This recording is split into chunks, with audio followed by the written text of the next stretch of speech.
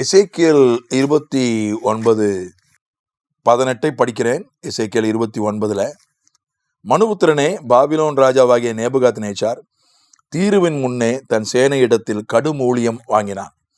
ஒவ்வொரு தொலையும் மொட்டையாயிற்று, ஒவ்வொரு தோள்பட்டையின் தோலும் உரிந்து போயிற்று. ஆனாலும் அவன் தீருவுக்கு விரோதமாய் செய்த ஊழியத்தினாலே அவனுக்காவது அவன் சேனைக்காவது கூலி கிடைக்கவில்லை. 19 ஆகையால் கர்த்தராகிய ஆண்டவர் சொல்லுகிறது என்னவென்றால், இதோ நான் பாபிலோன் ராஜாவாகிய நேபுகாத்நேச்சாருக்கு எகிப்து தேசத்தை கொடுக்கிறேன். அவன் அதன் ஏராளமான ஜனத்தை சிறைப்பிடித்து அதன் ஆஸ்தியை சூறையாடி அதன் கொள்ளை பொருளை எடுத்துக்கொள்வான். இது அவனுடைய சேனைக்கு கூலியாய் இருக்கும். 20 அவன் அதிலே செய்த வேலைக்கு எகிப்து தேசத்தை நான் அவனுக்கு கூலியாக கொடுத்தேன். எனக்காக அதை செய்தார்கள் என்று கர்த்தராகிய ஆண்டவர் சொல்கிறார். நேபுகாத்நேச்சார், கர்த்தர் அவன் ஆண்டவரை ஆராதித்தவன் கிடையாது, புறஜாதியார். அவனை ஒரு இடத்துல என் ஊழியக்காரனாகி நேபுகாத்நேச்சார்னு சொல்றார். அந்த நேபுகாத்நேச்சாரை பயன்படுத்தி தான் மக்களுக்கு கொடுக்க வேண்டிய தண்டனையை அவர் கொடுத்தார். நாடுகளுக்கு கொடுக்க வேண்டிய தண்டனையை நிறைவேற்றுவதற்கு நேபுகாத்நேச்சாரை ஒரு கருவியா பயன்படுத்தினார். தீரு என்கிற ஒரு பட்டணத்தை அழிப்பதற்கு நேபுகாத்நேச்சாரை தான் பயன்படுத்தினார். கஷ்டப்பட்டு தான் அழிச்சாங்க.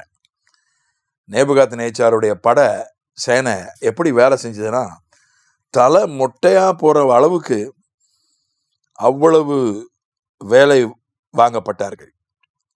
தலையில அவ்வளவு பாரம், அவ்வளவு சுமையை சுமந்து, அந்த காலத்துல கிரேன் கிடையாது, பெரிய டேங்கெல்லாம் கிடையாது.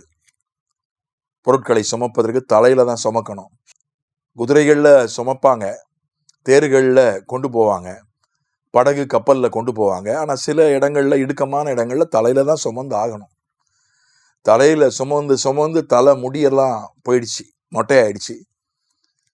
நேபுகாத்நேச்சாருடைய இராணுவத்தில் அநேகர் மொட்டையர்களாக இருந்தார்கள். தோல் பட்டையில் இருக்கிற தோல் உறிஞ்சி போச்சு. தோளில் சுமைகளை சுமந்து, இராணுவ சுமைகளை சுமந்து, ஆயுதங்களை சுமந்து தோல் பட்டையில் இருக்கிற தோல் உறிஞ்சு போச்சு. அவ்வளவு கடினமான வேலை. ஆண்டவர் சொல்றார், எனக்காக செய்தார்கள். 20ஆம் வசனத்தினுடைய 2வது வாக்கியத்துல சொல்றாரு, எனக்காக அதை செய்தார்கள். அவங்களுக்கு அது தெரியாதானா? நேபுகாத்நேச்சாருக்கும் தெரியாது, அவன் இராணுவத்துக்கும் தெரியாது. கர்த்தருக்காக தான் செய்தார்கள்னு தெரியாது.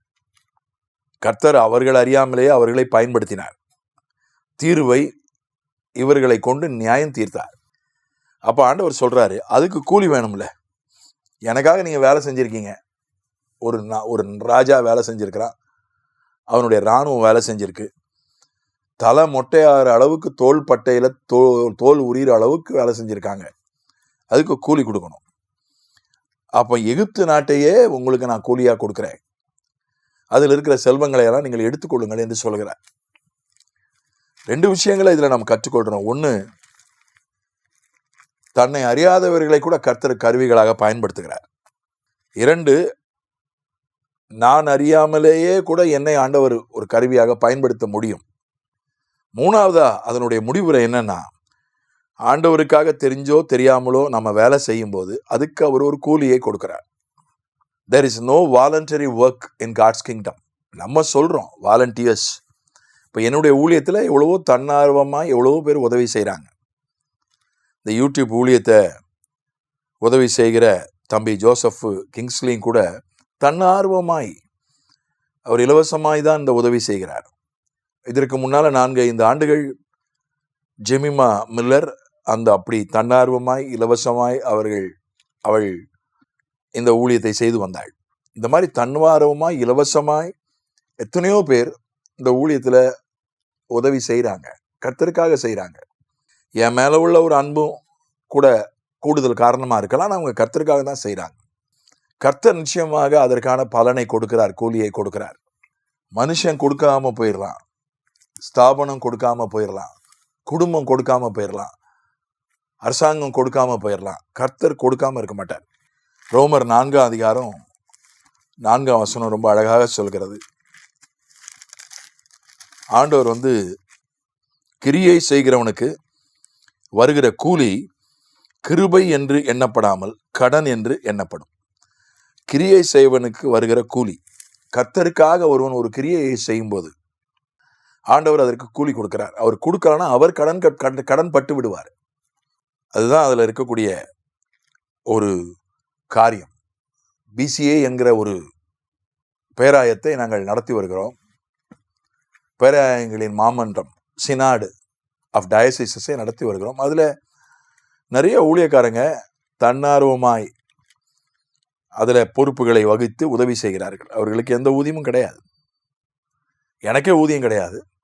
நானும் தன்னார்வமாக தான் செய்கிறேன். செய்ய செய்ய ஆண்டவர் என்னை ஆசீர்வதிக்கிறார். அதனால நம்ம தன்னார்வமாய் இலவசமாய் எந்த ஒரு ஊதியமும் பெறாமல் கர்த்தருக்காக எதையாவது செய்யும் போது அவர் அதற்கான பலனை கொடுக்கிறார், கூலியை கொடுக்கிறார். அதுதான் இங்கே சொல்லப்படுகிற ஒரு உண்மை, இங்கே சொல்லப்படுகிற ஒரு சத்தியம்.